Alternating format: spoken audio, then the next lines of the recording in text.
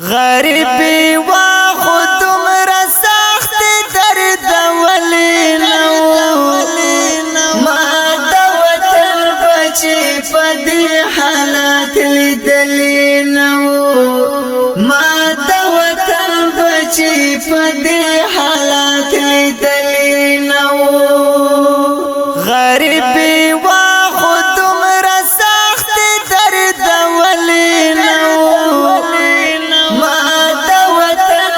چې په دې حالات لیدلی نو ما د وطن بچی په دې حالات لیدلی نو دا کوي اعظم خوندانو غرونه ونړېدل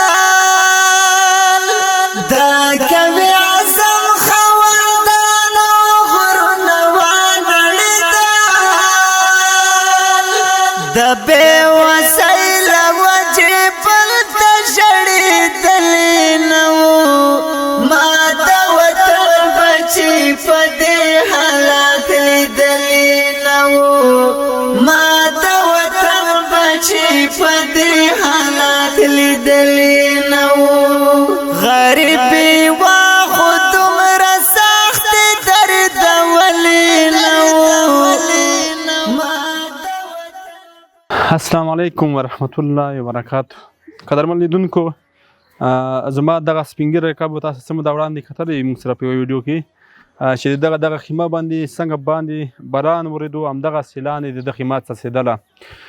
نو موږ غوښتل چې د سره په کومک وکړو تر څو دغه بچیان او د دوی دغه خیلخانه لوږې سره مخامخ او غربت سره مخامخ یو اندازه کومک وکړو چې دوی دپاره موږ دغه ټاټ اړین وبللو چې دوی ته دغه خیمې باندې ټاټ واچولو تر څو هغه د باران مخه نیول شوي وي، تر څو دغه کوچني ماشومان لامده شي د شپې که نه. او هغې تر څنګه خوراکي موادو کومک مو هم ورسره وکړو چې تاسې دلته ګورئ چې په دې کې هر څه شته د یو کور د ضرورت دپاره کوم مواد چې اړین وو هغه مو ټول ورته راوړل. کاکا به اوس وګورو څومره خوشحاله ده، هلته موږ خفه کړي وو خو اوس به ګورو څومره خوشحاله دی.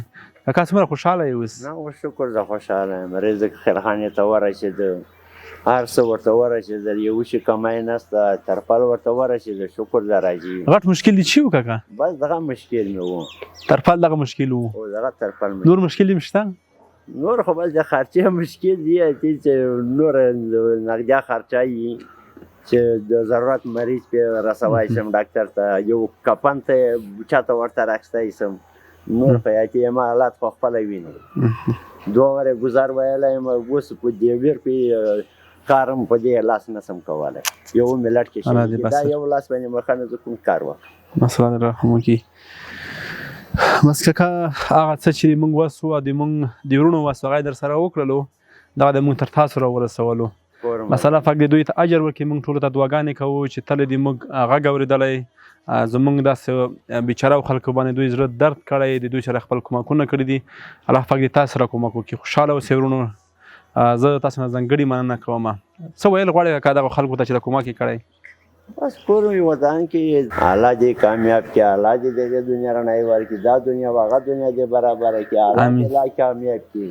امین. قدرمن لیدونکو، یو څه چې موږ نه پاتې دي د دغو بچیانو چپل او بوټان دغه شیان پاتې دي، دغه پیسې موږ کاته نغدې ورکوو تر څو نور هغه شیان دوی ته خپله واخلي. کاکا دغه پیسې واخله. الله دې کامیاب کړه، الله دې کامیاب کړه، الله دې ټول مسلمان. امین. دوی دپاره به ضرور دغه چپل او بوټان کلي دا شیان به ورته وکړي. صحیح ده؟ بالکل به ورته کوم، خامخا به ورته کوم، لازمي به ورته کوم. امین. خوشحاله اوسئ. قدرمن لیدونکو، بیا هم له تاسو نه مننه، خوشحاله اوسئ چې تل د داسې بیچاره خلکو غږ اورېدلی. پوهېږم چې سفر د ستړي ژوند دی او د خپل هیواد حالات پرختیا هم سړی ډېر دردوي. الله پاک دې تاسو ته پر اجر درکړي په دې سختو حالاتو کې او په دې سخت ژمي کې تاسو د داسې خلکو سره کومکونه وکړه او تر دغه ځایه ستاسو په مرسته راورسېدل. الله دې تاسو راته ژوندي لري. د یو ورور غوښتنه ده وایي کله چې کاکا ته ورځي یو جنماز او یو قرآن شریف هدیه کوي، کاکا ته به ورکوي. نو موږ دغه شیان ټول هدیه کړي دي، دغه د کاکا ته یې موږ سپارو. کاکا دغه د یو ورور غوښتنه وه چې ویلي وي دا به ورته کوي. نو الله دې کامیاب دا مو واخله. الله دې کامیاب کړي. لاندې جنماز د پاس قرآن شریف دی. الله دې کامیاب. امین. الله دې کامیاب. بیا هم له تاسو ټولو نه مننه، خوشحاله اوسئ، سلامت اوسئ. ستاسو په کمه مرسته دغه دی ډېری هېوادوال له ژمي نه راووتل، داسې کوچني ماشومان له لوږې نه وژغورل شول او تر دې ځایه راورسېدل. بیا هم خدای مهربان دی، خدای دې په افغانستان کې غربت ختم کړي چې هېڅوک هېچ چا ته اړ نه وي او خپل ژوند په خپله وکړي. موږ هم دغه دروند مسؤلیت نه خلاص وو، خپل ژوند په خپله وکړو.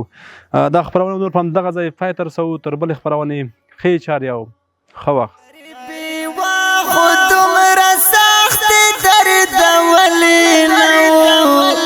نه ما د وطن بچي په دې حالات لیدلې نه مور دې په لویه لار کې کښېنې د بچو دپاره